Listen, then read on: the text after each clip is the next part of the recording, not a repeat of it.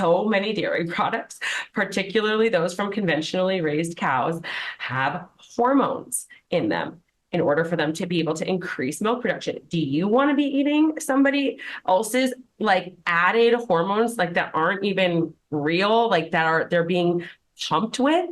Like that definitely cannot be good for you. Hormones, if you're taking in hormones that a cow got pumped with because you're eating their milk or cheese or whatever, that disrupts your endocrine system, right? It can lead to, we see so much more early puberty in kids these days, hormonal imbalances in adults, an increase in hormone related cancers. And then on top of the hormones that cows are pumped with, they're often also treated with antibiotics to prevent illness, and the consumption of the dairy from these cows taking in those antibiotics too. And what is that going to do? It's going to impact your gut health in a negative way. Hi, I'm Kelley Namiro. Welcome to the Balancing Chaos podcast, a lifestyle podcast where we'll talk about wellness, motherhood, and some really exciting things in between. My goal is to help you develop a lifestyle that promotes health, wholeness, and success. Through my conversations with our experts and guests, I hope to inspire you to live a beautiful, full, and joyful life as you navigate balancing the chaos. I am back at it with you guys talking about the Q&A, and we are going to keep these episodes that are solo with me to 30 minutes because I know you guys already think that I talk a lot. I've gotten that feedback from you guys plenty of time.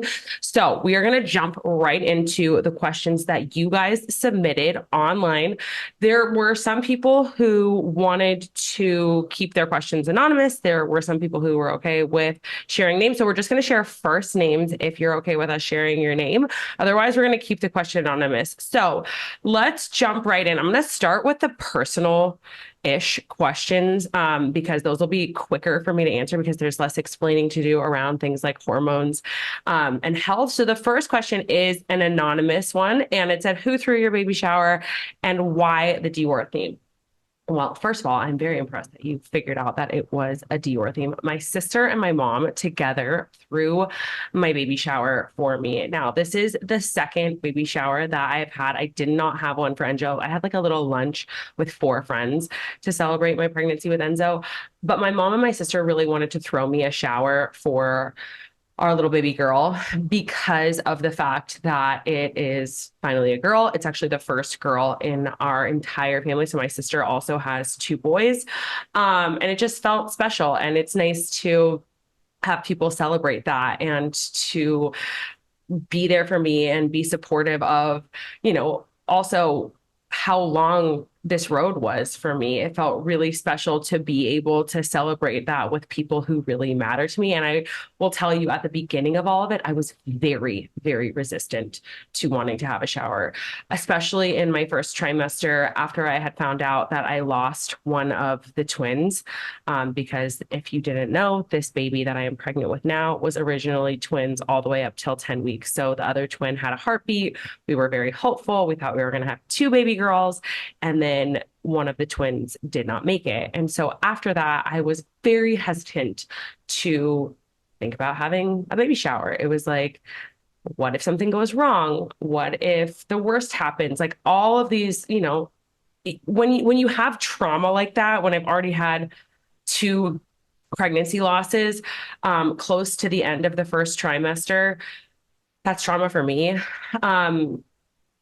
There's a lot of anxiety that comes along with it. And I'm really working on healing that. I'm really working on coping with that and trying to recognize when I'm going down an anxiety spiral. And it's definitely gotten a lot better. But again, like the first initial reaction to the idea of having a shower, I was like, I don't want to celebrate this. I'm terrified if something bad happens, like what, like I posted it all over the internet and then God forbid, like knock on wood. And so they finally talked me into it. They finally talked me into this idea. And I'm so grateful that they did because it was the best time. I had friends from California and all over fly in, like my really close, really dear friends, people who I don't get to see all the time, which was so special. And we had so much fun. We laughed so much. We played games. We just were like silly, and it was great conversation. And I truly like, if you have a chance to see those people who are so meaningful in your life, those true, really good, close friends, and you can make it happen. Like there's nothing that I recommend more because my cup felt so full after. And I'm just so grateful to my mom and my sister for talking me into doing it because it was much different than the first baby shower I had, where it was a lot of family. And to be fully transparent, it was a lot of people who I don't really want to talk to. And like, I have to have a lot of small talk with, and like people that you feel like you have to, or quote unquote, should invite, because somebody else threw the shower for me. And don't get me wrong, it's not that I'm not grateful for that, but that's not the experience that I wanted. I wanted an experience that like I could just really fully enjoy the entire time. And that's exactly what it was. And the Dior theme was really just because my mom and my sister are true fashionistas, and I love that about them. And they have been spoiling this baby girl with so much cute, adorable clothes. And we just had the best time doing all the girly things. The other thing is that with Dior, they kind of have like bees like hidden throughout their theme, throughout their fashion and some of their bags. And so bumblebees are my little good luck charm. And that was why they chose that as the theme. So that's that. Another question from another person that was also anonymous was, are you going to have a night nurse? And the answer to this is just, honestly, if when I thought it was going to be twins, I was immediately thinking like, I have to have a night nurse. I cannot have twins. Not a night nurse. And I was, even at like 8, 9 weeks, I was already like looking into what that would look like and having an infant care specialist be here. But now, because it's just one, we're not. I've had both of my boys without a night nurse. I work, as you guys know, full time. And so for me, it is a time at night when I get to bond with her and I get to be with her and I get to love on her. And I'm really excited about that. I'm really looking forward to that. So no, we are not doing a night nurse. I will say there was somebody who came like once a week when Enzo was about 8, 9 months old for like 2 months because he was not sleeping through the night. I had an air mattress in his room because I was not sleeping and I was trying to work. And it was just it was such a stressful time in my life. He was up like 6, 7 times a night.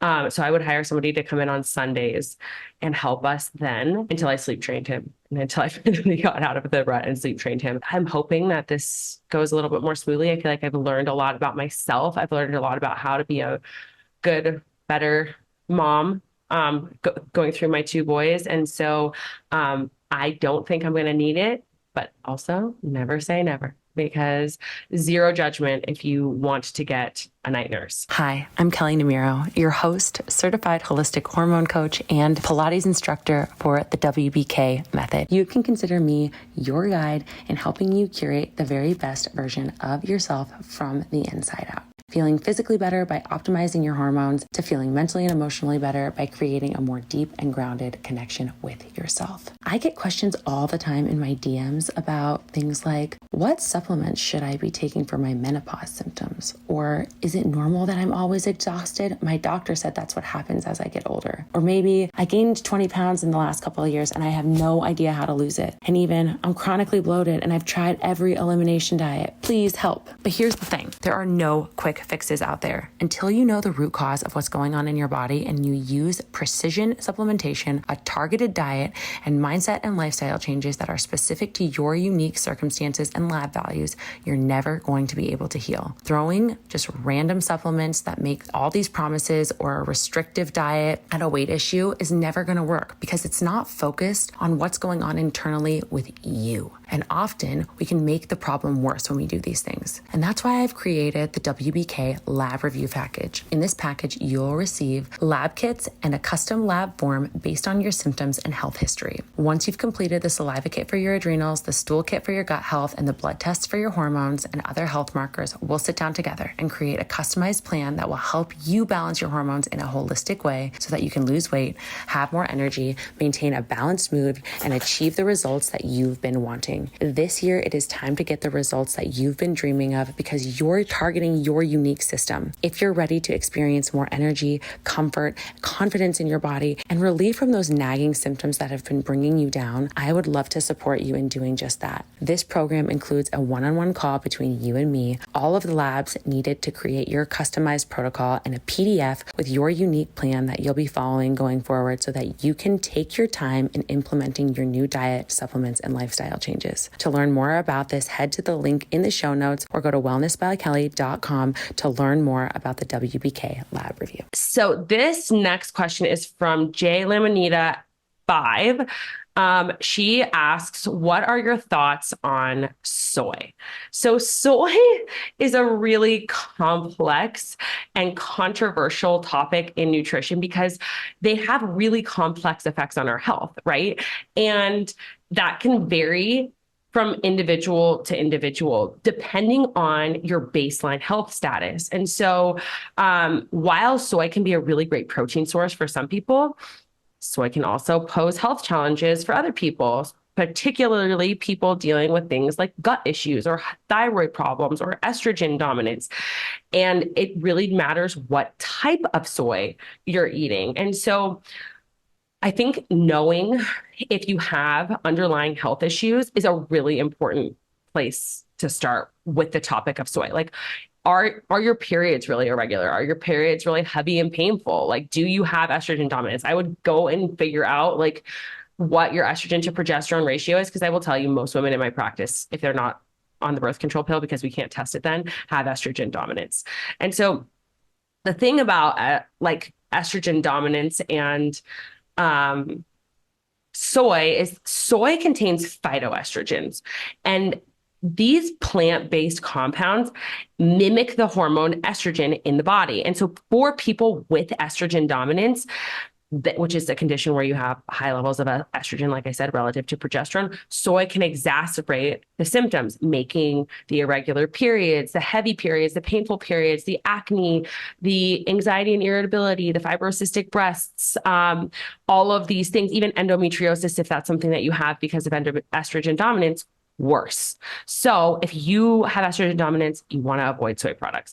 If you are somebody who has gut issues, soy contains anti-nutrients like phytates and lectins, and that can interfere with nutrient absorption. It can cause digestive discomfort. And so for people who have compromised gut health, like somebody, let's say, with leaky gut, these anti-nutrients can irritate your gut lining and exacerbate symptoms. Soy is also something that a lot of people are sensitive to. And so you want to know, like, am I having a sensitivity and like having, whether that's bloating or gas or digestive symptoms because I'm eating soy? And if that's the case, obviously you want to leave it out. Same thing goes if you're somebody with thyroid issues. If you have thyroid issues, soy isoflavones can interfere with thyroid function by inhibiting this enzyme called thyroid paradoxase, which is really critical for the production of thyroid hormone. So for people with thyroid disorders like me, hypothyroidism, consuming soy can potentially disrupt hormone levels and exacerbate your symptoms like fatigue, weight gain, depression. So soy is something that I typically try to avoid. I don't eat soy sauce. Like, we have coconut aminos in our house. We like maybe once a month we'll have like something like a bowl with like some tofu in it or something like that. But really, because of my thyroid issue, again, we try to stay away from it. Now, if you don't really have any underlying health conditions, organic soy is actually a great source of protein. once in a while, like once or twice a week. It is a complete protein, meaning that it has all 9 essential amino acids that your body can't produce on its own. That makes it a really valuable protein source for people who are vegetarian and vegan and people who are looking to reduce meat consumption. It's also rich in vitamins and minerals and fiber, which is great for your overall health. But you want to make sure that you are choosing organic soy. And that is so, I cannot stress that piece of this puzzle enough. Organic soybeans are grown or without like all of the synthetic pesticides, herbicides, GMOs. Conventional soy is heavily treated with glyphosate. It is an link, which glyphosate is linked to a ton of health concerns, whether that's hormone imbalance or cancer. And so you really want to make sure you're choosing organic soy if you're going to eat soy. Now, I think a lot of people question if soy is linked to breast cancer. And there are so many studies on this, and none of them are really very conclusive. And so like I said, like there's mixed results with a lot of these studies. A lot of them, though, will show you that soy consumption isn't harmful and actually can be beneficial. And we see that not just through research, but through a lot of like the populations, like in Asia, for example, that eat soy and have eaten soy for a very long period of time. Some studies indicate that regular intake of soy can actually reduce the risk of breast cancer. And I think that one of the studies that I think that I remember that from is like a study that was found in the Cancer Journal, that high intake of soy, organic soy, during childhood was associated with a 58% reduction of breast cancer. And so the argument is like around, especially again, women who already have estrogen dominance and how those phytoestrogens mimic estrogen in the body. If you're adding estrogen to an already estrogen dominant situation, what's going to potentially happen is the increased risk for something like breast cancer. So I think that all of this is to say there are individual responses to soy based on your genetics, based on your current circumstances, based on your gut microbiome, based on your current hormone levels. And it is not a one size fit all situation. So that's that on that. The next question that we got was another question about nutrition that I want to address, that is around dairy. Just because we talked about soy, I want to address dairy. So I know you said dairy isn't good for us. Can you explain why? 100% I can explain why. So when we think about dairy, right, this is, again, something that like I feel like this is, in my opinion, something that is more of a one size fits all than soy. I think that unfortunately, it's also something that a lot of people don't want to hear because it is a staple in so many diets around the world. But the reality is, it's really just not great for us. Dairy has a ton of different inflammatory compounds. So again, whether or not you're eating organic and raw really matters, but I'll get to that in a second. So when we think about dairy, like a lot of dairy products contain saturated fats, trans fats, and other pro-inflammatory compounds that can contribute to chronic inflammation, which, as we know, inflammation is linked to like every single chronic disease in the book. The primary proteins in dairy are called casein and whey. And those can be really difficult for a lot of people to digest. In fact, there is about 70+% of the population that is lacking the proper enzymes to be able to properly digest dairy. And that's not just because of the casein and whey. Casein and whey are like their own thing. Casein in particular has been shown to cause an immune response in certain people, which leads to inflammation. And then when you think about the lactose is the sugar that's found in milk that requires an enzyme called lactase for proper digestion. And so many people don't have enough of this enzyme to be able to properly break down their particularly people that are of non-European descent lack sufficient levels of lactase. And that leads to things like bloating, gas, diarrhea, and abdominal pain every time we eat dairy. And what happens when you have gas, bloating, diarrhea, and abdominal pain? You have inflammation in the gut. Undigested lactose ferments in the gut, which leads to an overgrowth of harmful bacteria. So when we think about just the microbiome and the bacteria, not even like inflammation, just the bacteria, that lactose that's fermenting in your gut ends up leading to further gastrointestinal issues, which then those bad bacteria start to cause inflammation. So all of that, like the trouble we have digesting it is one thing. Then you add on the fact that so many dairy products, particularly those from conventionally raised cows, have hormones in them in order for them to be able to increase milk production. Do you want to be eating somebody else's like added hormones like that aren't even real, like they're being pumped with? Like that definitely cannot be good for you.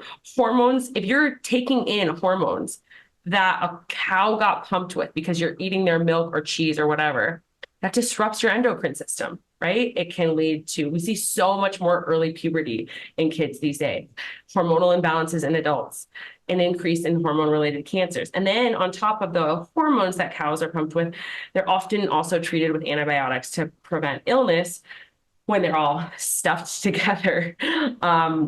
While they're being raised. And the consumption of the dairy from these cows, you're taking in those antibiotics too. And what is that going to do? It's going to impact your gut health in a negative way.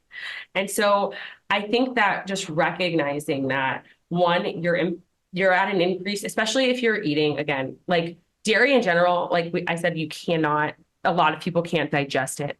But then if you add on the fact that most people are eating conventionally raised dairy, so they're not eating organic raw dairy, you're increasing your chances and your risk of inflammation by consuming all of the pro-inflammatory ingredients that are in dairy. You are increasing your risk for hormone-related cancers because these cows are pumped with hormones and antibiotics, and you are like not doing anything for your bone health. Like despite all of the common beliefs, there's research now that actually shows that dairy consumption really doesn't do anything for the risk of fractures. So I think that dairy is a hoax. I think that the other thing to remember is that dairy actually has been compared to opioids in terms of how addictive it is, which is also why people don't want to hear this from me and why it is something that a lot of people have resistance towards, but it's just the truth. Dairy's not where it's at, guys. Okay. I promise you. So then we have another question, anonymous, of why is silica bad for you in vitamins? So I think that it's really, really important to read the labels on your vitamins, you guys. I think that so many of us are just very, very trusting of these nutrition and supplement companies. So to speak specifically to silica or silicone dioxide is a common additive in a lot of vitamins, and it is used really for an anti-caking agent to prevent clumping and to ensure that the ingredients in your vitamins mix evenly. And while it's generally safe for consumption in small amounts, there are a lot of concerns to why this isn't good for you. One, it doesn't have any nutritional value. So it's literally adding no nutrition to your supplements. Two are the bioavailability issues. And so it is not easy for your body to absorb and utilize silica from supplements. And so that's a really big issue because it can end up starting to cause things like gut issues. If there's too much silica in a vitamin, then you could potentially accumulate it in your body over time, and that can be bad. And then also there are so many different ways where like companies are sourcing these things, usually, especially if it's a cheaper vitamin brand, the problem starts to become that it's contaminated and there is a risk for you ingesting that because it's contaminated with other harmful ingredients and how it's prepared be put in the vitamin over time.